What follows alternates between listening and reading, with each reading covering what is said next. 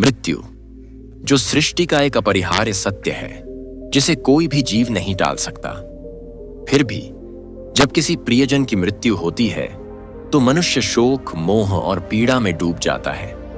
इतिहास गवाह है कि अज्ञान और मोह में फंसा मनुष्य इस सत्य को स्वीकार करने में असमर्थ रहता है, लेकिन जब ज्ञान का प्रकाश उसके हृदय में प्रवेश करता है तो वह इस नश्वर संसार की सच्चाई को समझ पाता है।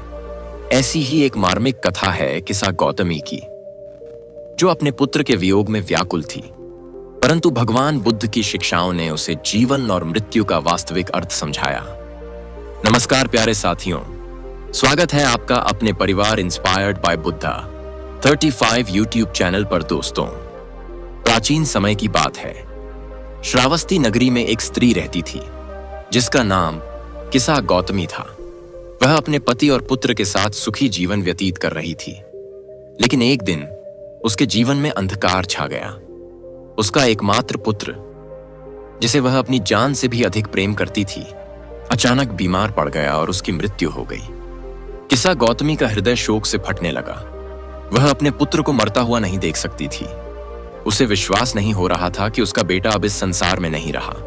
वह अपने मृत पुत्र को गोद में लेकर इधर उधर भागने लगी और नगर के लोगों से विनती करने लगी, कोई है जो मेरे पुत्र को जीवित कर सके? कोई ऐसा वैद्य, कोई ऐसा ऋषि जो इसे फिर से जीवन दे सके? नगर के लोग उसकी दशा देखकर दयालुता और करुणा से भर गए, लेकिन कोई कुछ नहीं कर सका। अंततः किसी ने उससे कहा, भगवान बुद्ध से मिलो, शायद वे तुम्हारी सहायता कर सकें। यह सुनते ही किस्सा गौतमी तुरंत बुद्ध के पास पहुंच गई। उसने उनके चरणों में गिरकर रोते हुए कहा, भगवान, मेरे पुत्र को पुनः जीवन दीजिए। मैं उसके बिना नहीं रह सकती। कृपा करके मुझे कोई उपाय बताइए। बुद्ध ने शांत भाव से उसकी ओर देखा। वे समझ गए कि यह स्त्री शोक में अंधी हो चुकी है। उन्होंने विनम्र स्वर में कहा, गौतमी, मैं तुम्हारे पुत्र को जीवित कर सकता हूं, लेकिन इसके लिए तुम्हें एक कार्य करना होगा। किस्सा गौतमी ने उत्सुकता से कहा, बताइए भगवान, मैं कुछ भी करने को तैयार हूं। बुद्ध ने कहा, तुम नगर में जाओ और किसी ऐसे घर से एक मुट्ठी सरसों के दाने ले आओ जहां आज तक किसी की मृत्यु न हुई हो। किस्सा गौतमी को यह सुनकर आशा की किरण दिखाई दी। वह तुरंत नगर की ओर भागी और एक एक घर जाकर सरसों के दाने मांगने लगी। लोग सहर्ष उसे सरसों देने को तैयार थे, लेकिन जब वह पूछती, क्या इस घर में किसी की मृत्यु नहीं हुई, तो हर कोई सिर झुका लेता और कहता, हमारे माता पिता, भाई बहन या संतान, किसी न किसी की मृत्यु अवश्य हुई है। इस प्रकार पूरे नगर में घूमने के बाद भी उसे ऐसा कोई घर नहीं मिला जहां मृत्यु न हुई हो। धीरे धीरे उसे समझ में आने लगा कि मृत्यु तो जीवन का एक अटूट सत्य है जिससे कोई भी नहीं बच सकता।